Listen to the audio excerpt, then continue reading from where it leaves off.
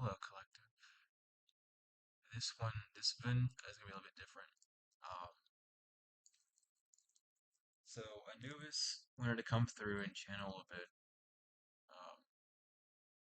that information with him, altar setup and things of that nature.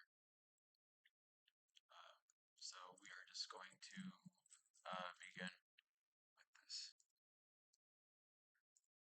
So we've seen many people who tend to talk about Anubis that do not really understand who Anubis is. They say that he is the god of insert something here. And that's it. They're either incorrect by just missing who Anubis is, mentioning only one thing, or copying else of someone's words. And though everyone's not completely wrong, there are many forms of Anubis that people do not take into consideration, or acknowledge for that reason. So, what many don't know is that the Egyptian goddesses and gods went by many names, um, not just one. Um, and with the disturbance through the Egyptian teachings that was going on, they were not properly talked about or explained. So, we're going to work on fixing a bit of that today with Anubis. So, first off, let's start off with the common one. People love to say that Anubis is the god of death, and that is further than the truth. If you walk up to someone and they say Anubis is the god of death, they don't know a lick of anything about Anubis, and I would leave them immediately. Um, when talking about any sort of Egyptian goddess or god or history or anything, because that is not it at all. It's the ignorance of man that causes. If they knew the truth, they would say that Anubis is the god of embalming, the god of transition to the Te or the underworld, the god of judgment, a protector of the flesh and heart, and the protector of tombs or graveyards that people like tend to call them. There are more, but those are the main regions that Anubis touches on, and as well as the different forms of Anubis will touch on as well. Those who only see him in charge of death or even god of the underworld don't know Anubis at all. I don't know who they're talking to, but it's not Anubis. Um, and while I was writing down a lot of this stuff, Anubis asked for them to cease vocalizing um, about him unless you know who he is, because spreading misinformation about Anubis in this time is not beneficial for. In 2025, we are going to have a visitation from um, the asteroid Anubis. So it's very important to know the truth rather than listen to those that partially know. Osiris took over the underworld after his resurrection. So Anubis is not in control of the underworld. I don't know who keeps saying that, but that's something that he really put on me to say. Like, that's not it. Now he has a space in there, but he's in charge of preparing the body for judgment and for transition. The heart and soul must be ready to be questioned on the 42 laws made by Ma'at, while Anubis sits there and records the scale and is judging the soul for where they're gonna go, whether it's reincarnation, or however. Also, he does not eat hearts. This is something, and Anubis does not cause death either. Um, and I really needed that, like, he needed that to come out heavily. He causes judgment based off the laws of Ma'at that Ma'at created. Okay? Those people who try and summon or invoke Anubis for death rituals will always be declined and in return get harshly judged. Um, Anubis is not one to And sorry for the, I didn't even know my notifications were on. Um, but that's confirmation. So thank you. I'll keep the notifications on as well, just for that. But those that invoke or summon Anubis for death rituals, you're going to get declined and harshly judged. Anubis does not kill for man. He either will send you to a next life or to the underworld to stay. And then Osiris judges what level of the underworld you go to. A lot of people think that Anubis is going to like kill your enemies just because he's associated with embalming, which is a process to go through before you can reach Duat or Ta or the underworld or however you wish to say it. Um, so just be very aware of people like that. Because I don't know where the thing of like Anubis eats hearts from, but he's been putting that on me so much. Like for some reason there's people out there that think Anubis eats hearts and that's not it. Like please get your history right. That is a mit or a mut, either way, Ammit or Ammut, depending on which dialect you're going from, whether it's Greek or uh, Kemetic. But a mut is the one that eats the heart of those that have failed judgment, because the heart is what goes on. Um, that's why they place a scarab, which is the symbol of life and moving forward and transition and power and all sorts of stuff. Y'all know what scarabs are. Um, that's why they put the scarab in the heart to protect it on its journey from Duat to the afterlife, or from the judging grounds, I should say. But Anubis has more than one form. In fact, it's more of the jackal gods that we should be referring to at this point rather than just Anubis. So the soul that inhabits Anubis is split into many forms, but there are four main forms that need to be actualized, which is Anubis, Wepwawet, Duamafet, and Kintiamentu. Um, when the embalming stage is happening, that is the energy of Anubis. When you move towards Duat after judgment, you are Wepwawet. Wepwawet translates to the opener of doors. When you are reincarnated, you are Duamafet, which is, I believe, something to do with the mother, which is why you're reincarnated through him.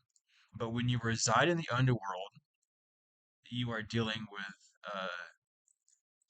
Kentiamintui, Tui, excuse me, Tui, which is really Osiris. You can see Anubis and Wepwawet in Orion's constellation and Canis Minor, Major being Anubis and Canis Minor being Wepwawet. Duaphomet is the son of Horus, and Kentia Mintui was a soul that blended with Osiris during his reincarnation.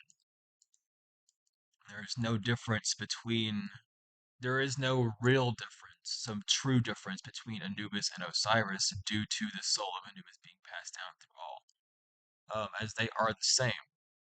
They all come from one, but then are severed to be and to become whole and back to the original form is the goal. So not just saying that you are one, but in remembering that you are more than that one, because that one thing you're identifying with is a label, or it's just the thing that people can call you, and then you have all the responsibilities below. This is what it's meant when you say become one. Confirmation, thank you. We are from the Sirius star system in Orion's belt, also known as the Egyptians' resting place. There were so as well as he wanted me to mention this, the Greek gods have unfortunately overshadowed the truth, making white gods from the original Nubian gods. Any Greek god is just an Egyptian or Nubian god or goddess, and that has been the plan of the devil forever, is to give power to those that cannot wield it correctly. So you'll see many Egyptian goddesses and gods rising from their slumber and begin to speak truth and not spread lie coming soon. Because it's gone on for a while, and it is our jobs as Nubians, as Egyptians, to remove the ignorance from the system and matrix. Now, If you wanted to have an altar, excuse me, if you wanted to have an altar for Anubis, the colors of black and gold are the colors to work with.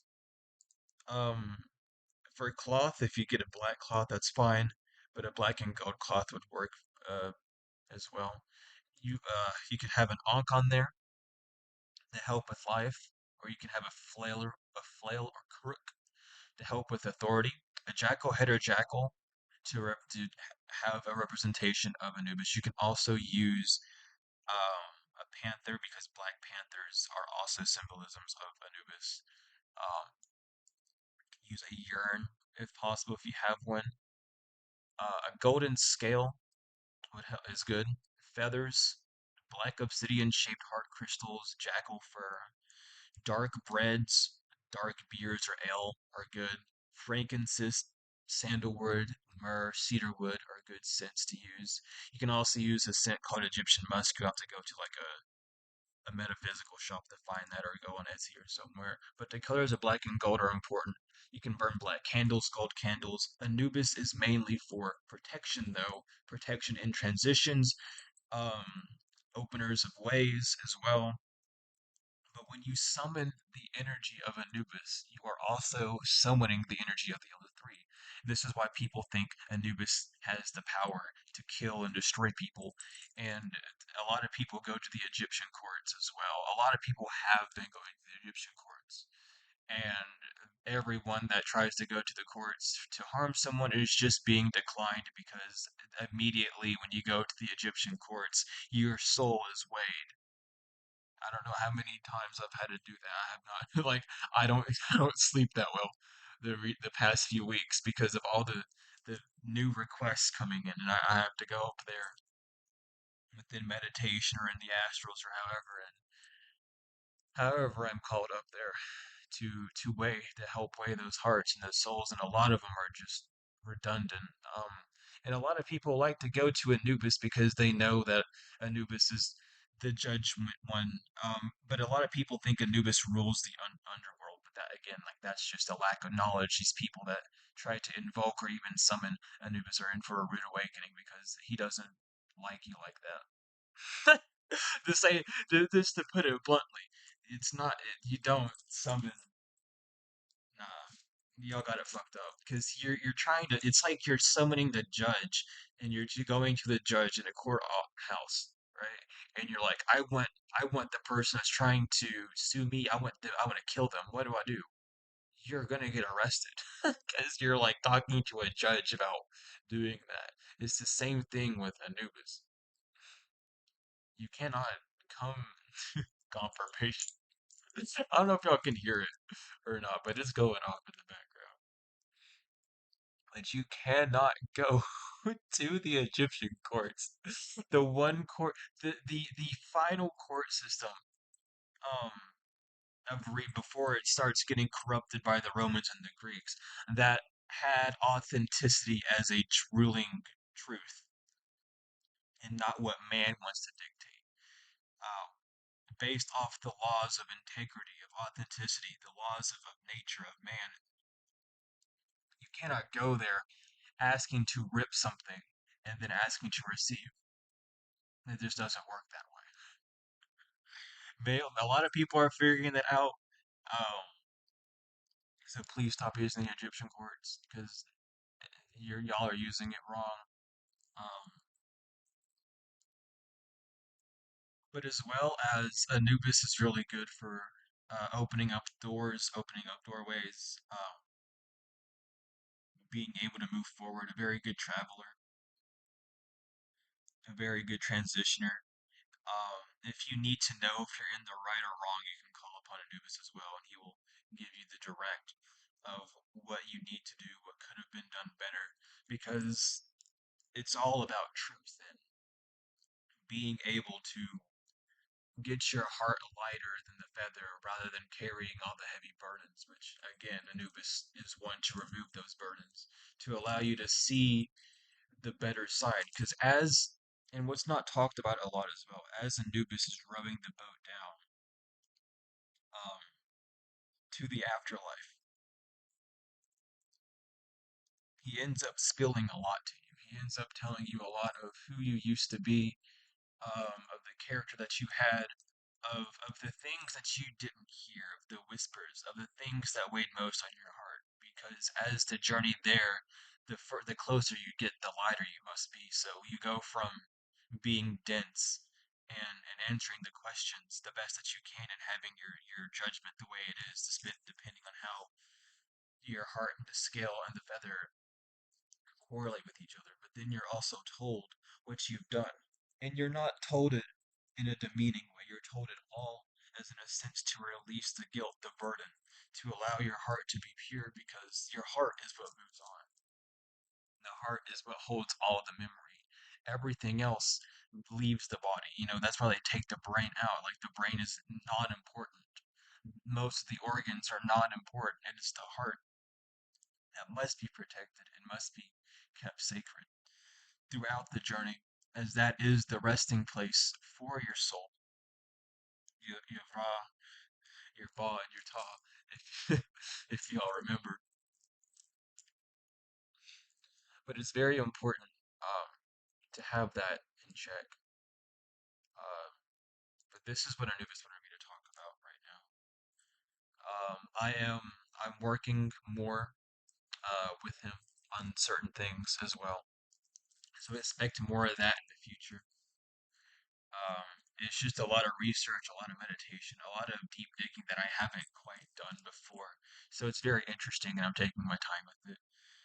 Thank you all so much for sitting here and listening to this quick little message from Anubis. But as well as, I forgot to mention, excuse me, yes, in general, writing poems, songs, or letters as offerings, as altars are always good. So if you have a poem or something to write to Anubis or like a petition or however, just to get something off your chest, doing that with Anubis is really good.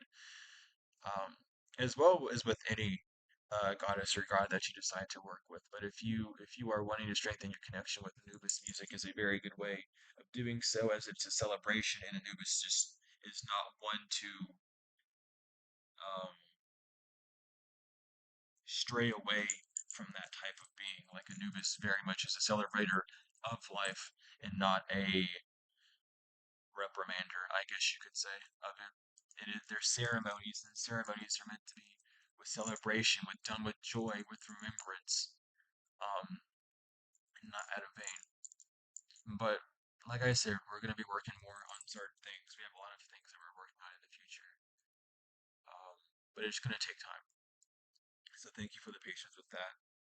Again, if you're wanting any bracelets from Spirit Otter, we do have the thing going on. Be sure to share the link around, and share as well the code Sublunar 20 for 20% off the orders. It's monthly bracelets, so every bracelet has like its own month, and they're going to be doing that from now on. Highly recommend it. But if you want any of the services from me, you can email me or use the Google order form in the description. Regardless, thank you all so much for being here, for all the likes, comments, shares, and subscribes, and donations, whether they are energetic or financial. I appreciate them wholly and fully. I love each and every one of you to the moon and back, tenfold and forever, and I will see you